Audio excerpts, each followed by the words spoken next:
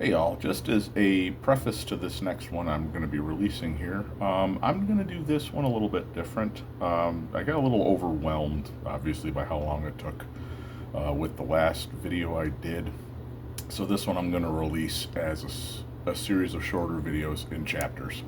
Might not be on a regular schedule, depends how easily I can come across sources, how easily I can get everything together and compiled and all that.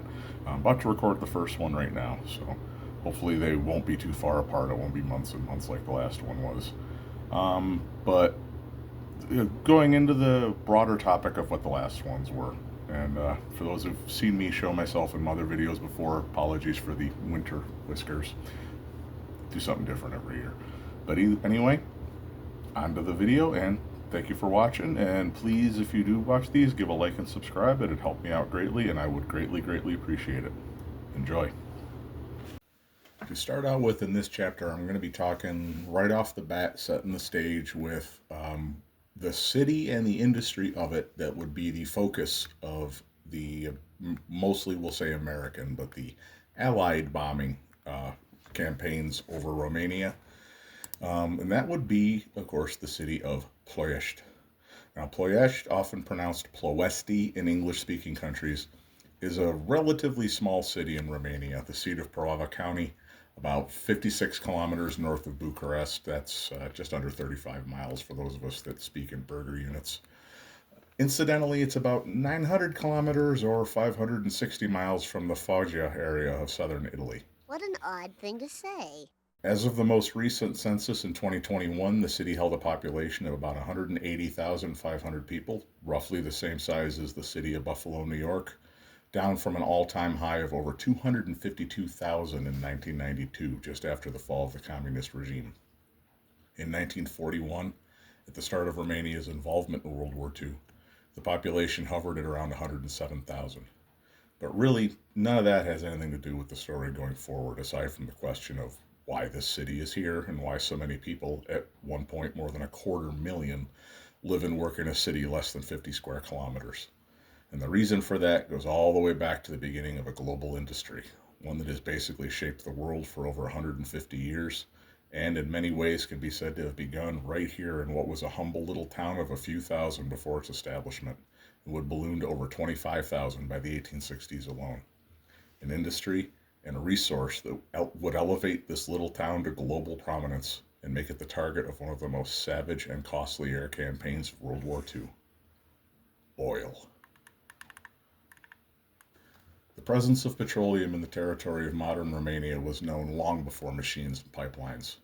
Natural seepages, usually called black oil, were referenced in early documents, with crude oil mentioned as far back as the 15th and 16th centuries, where it was collected for rudimentary uses such as lubrication, lighting, and folk medicine. Local inhabitants dug shallow pits or ditches to capture petroleum that bubbled to the surface in areas like the subcarpathian outcrops. However, until the mid 19th century, these activities remained artisanal and localized. They did not yet constitute an industrial enterprise. The transformation of Ploiești and its surroundings into a significant oil center began in the 1850s with the establishment of the first industrial oil refinery in the world. In 1856 to 1857, brothers Teodor and Marin Mahedențianu, and apologies if I butchered that name, any of my Romanian watchers, built what is widely regarded as one of the first large-scale oil refineries near Ploiești. This facility, known as the Rafov refinery, was constructed to produce refined petroleum products, especially kerosene for lighting. It could process multiple tons of crude oil per day, a remarkable achievement for the mid-19th century. In April of 1857, kerosene from this refinery illuminated Bucharest, making it one of the first major capitals in the world to use refined petroleum for city lighting rather than gas or oil lamps. Romania also appears in early global oil statistics, with 275 tons of crude recorded in 1857. The pioneering effort spurred others to enter the business. New wells, refineries, and petroleum ventures began springing up not only in and around Ploiești, but across the broader Romanian oil belt in the Prahova Valley, including nearby refining centers such as Câmpina, where refineries were opened in the 1890s. After 1857, the Romanian oil sector grew rapidly. In transformation and infrastructure, the expansion of rail lines after the 1870s improved connectivity between wells, refineries, and ports on the Danube, allowing for increased exports. In technological innovation, Romanian engineers and entrepreneurs were active participants in early petroleum technology. Innovations included improved drilling techniques and refining processes, such as Lavar Adelianu's refining method, developed at what became the Vega refinery, beginning operations in 1906. The emergence of additional refineries. As the industry matured, multiple companies built larger refineries. For example, Pretrotel, later called the Romanian American Refinery, began operations in 1904 and 1906, reflecting early international investment. By 1900, production had surged. Estimates suggest that around 250,000 tons annually were extracted. By 1914, output was above 1 million tons per year. The Ploesti oil region was thus not just a local curiosity, but a major producer on the world stage. From the end of the 19th century into the early 20th century, the Romanian oil industry became thoroughly internationalized. Foreign investors from France, Britain, the Netherlands, Germany, and the United States played leading roles in financing and managing oil companies. For example, Standard Oil interests were involved in the Romanian American refinery, while other large fields like Steiano Romano attracted German capital. By the 1930s, foreign capital controlled a significant share of the industry's production and assets, reflecting a global integration of petroleum capital and markets. A Romanian central bank commission in 1937 reported that foreign capital accounted for nearly three-quarters of the oil industry output. While foreign investments accelerated technological adoption and modern market access, it also meant that profits and influence flowed beyond Romania's borders, a source of ongoing political and economic debate within the country. The outbreak of World War I dramatically highlighted the strategic value of Romanian oil. When the Central Powers invaded Romania in 1960, Ploiești's output became a target. Allied forces, including British engineers, sabotaged wells and pipelines as part of efforts to deny crude to the enemy forces. After the war, the industry reclaimed momentum, and Romania became an important supplier of oil to markets across Europe. Still, the experience underscored how petroleum could be both economic wealth and strategic vulnerability. Throughout the 1920s and 1930s, Romania's oil industry expanded both in scale and strategic heft. By 1938 to 39, Romania was one of Europe's largest oil producers, and at times ranked among the top 7 producers worldwide. The Ploiești region was the industrial nexus of extraction, refining, storage, and distribution. Refineries like Astra Romana, Vega, Petrobrazi opened in 1934, and others together formed a complex that collectively processed millions of tons of crude annually. Oil infrastructure included growing pipeline networks connecting fields to refineries and Balkan export routes. Crude and refined products found markets across Europe, but trade with Germany became increasingly dominant in the 1930s, especially as Nazi rearmament generated massive demand for fuel. Germany lacked sufficient domestic crude supplies, and Romanian oil was a critical supplement.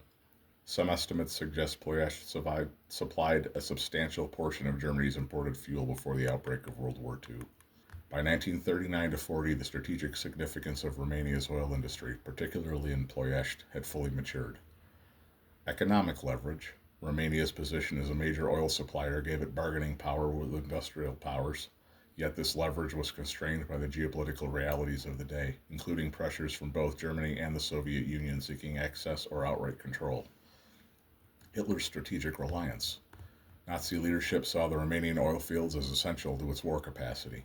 Hitler reportedly stated that Germany's war effort depended on maintaining access to Ploiești oil. Military planning. The importance of Ploiești's oil would be one of the key strategic factors that motivated Axis and Allied military planning once World War II commenced. Allied intelligence assessed that Romanian oil could supply a significant fraction of German fuel needs, a vulnerability they sought to exploit during the war. On the eve of World War II, the Ploiești oil fields and Romanian petroleum infrastructure were the product of nearly a century of technological innovation, economic integration, and shifting geopolitical tides. From the earliest industrial refinery in 1857 to production at European scales by the 1930s, Ploiești had become a global pioneer, a major exporter and industrial hub, and a strategic resource for the region. The interwar era saw Romania's oil industry ascend to strategic prominence. especially economically vibrant yet caught within the great power politics that would soon engulf all of Europe. By the outbreak of World War II in September 1939, Ploesti was not merely an oil producing city, but the core of a dense, interlinked petroleum industrial system whose importance far exceeded its population or regional status. The city and its surrounding satellite towns formed a continuous oil zone stretching across southern Prava County, a concentration unmatched anywhere in Europe outside of the Soviet Union. Ploesti in 1939 was a mid-sized industrial city, population roughly 90 to 100,000, whose identity, economy, and physical layout were deeply shaped by oil. Unlike single-facility oil towns, Ploesti was surrounded on multiple axes by refineries, tank farms, pumping stations, and rail spurs, many of them technically outside the city limits but functionally inseparable from it. The urban core housed company offices, skilled technical labor, railway junctions, and administrative infrastructure. Entire neighborhoods were economically dependent on refinery employment, pipeline maintenance, or associated services. While oil extraction itself occurred primarily in the surrounding fields, Ploiești was the logistical and refining heart of the system. By 1939, Romania had one of the densest refinery concentrations in the world, and most of it was clustered within a 30-40 kilometer radius of the city center. On the eve of the war, Romania possessed over a dozen major refineries, with 8 to 10 of the most important located in or immediately around Ploiești. These were not small installations. Several ranked amongst the largest and most technologically advanced in Europe, if not the world. Key characteristics of the refinery system in 1939 to 40 included a highly decentralized layout. Refineries were geographically dispersed rather than concentrated in a single industrial zone. This improved peacetime logistics, but would later complicate air defense. Rail-centered design, with nearly every refinery connecting directly to the national rail network via dedicated sidings. Pipeline integration, crude oil flowing from nearby fields to refineries via short pipelines. Refined products were moved by rail and pipeline. And functional specialization. Some refineries emphasized aviation fuel and high-octane products, while others worked at lubricants, asphalt, and general fuels. This system had evolved organically over decades rather than being centrally planned, an important point when assessing its strengths and vulnerabilities. What follows is a brief, for future reference, summary of the principal refineries, their ownership structure, and general location relative to the city at the start of World War II. One would be Astor Romana, owned predominantly by the Royal Dutch Shell Company, founded in the 1880s, one of the largest and most most modern refineries in Romania, specialized in motor fuels, aviation gasoline, and lubricants. Its significance was that it was often cited as the single most important refinery complex in the whole system. It was emblematic of foreign dominance in Romanian refining, Romanian territory, Romanian labor, but Western European capital and management traditions. Romana Americana, Standard Oil owned Ploiești refinery. Formed in the early 1900s, it was a major exporter with heavily integrated structures in international markets, specialized in gasoline and highly refined fuels. This was another very highly technologically advanced one, which obviously would be very well known to American intelligence at the start of the war. Concordia Vega, or the Vega refinery, which was primarily German and later very increasingly tied to the German state through, let's just say, political appointments, was founded in 1906, specialized in high quality refined fuels such as aviation and other very, very highly refined products. Technologically influential, particularly for selective refining, Vega played an outsized role in producing high grade products valuable to mechanized warfare.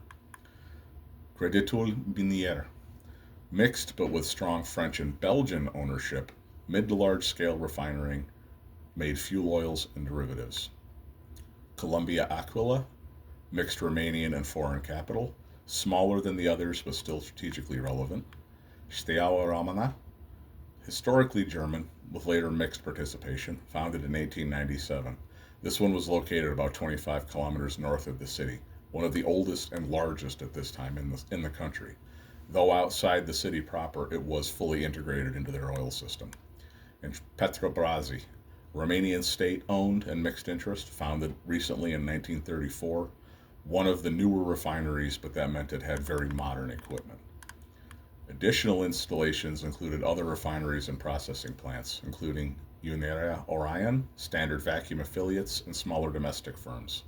This completed the network, and while individually less prominent, collectively they added redundancy and increased capacity when needed. One of the most critical and often distorted aspects of pre war Ploesti is ownership. As mentioned, by 1939, approximately 60 to 75% of Romanian oil production and refining capacity was controlled by foreign capital. British, Dutch, American, French, and German firms all held significant stakes. The Romanian state regulated the industry but did not actually control it. This meant that at the outbreak of war, Romania's oil system was economically international but geopolitically trapped. As Germany expanded its influence in Eastern Europe, it increasingly pressured both Romanian authorities and foreign owned companies to prioritize German supply needs. Notably, Germany did not own most of the oil fields outright in 1939, but it exerted growing leverage through trade agreements, military presence, and political coercion, a distinction often blurred in popular histories.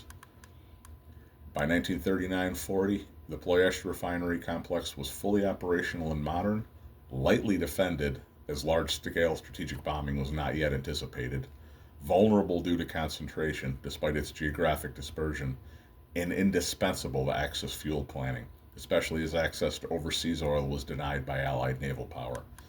This combination, immense importance, partial foreign ownership, and inadequate protection, explains why Ploesti would soon become one of the most heavily targeted industrial zones of World War II. When Romania formally aligned with the Axis in 1940 to 41, the refineries of Ploesti shifted from commercial assets to wartime infrastructure, increasingly subordinated to German requirements. Yet the system that entered the war was still fundamentally the product of decades of capitalist multinational development, not centralized military planning. This pre war structure would profoundly shape both Axis fuel resilience and Allied bombing strategies in the 4 years to come.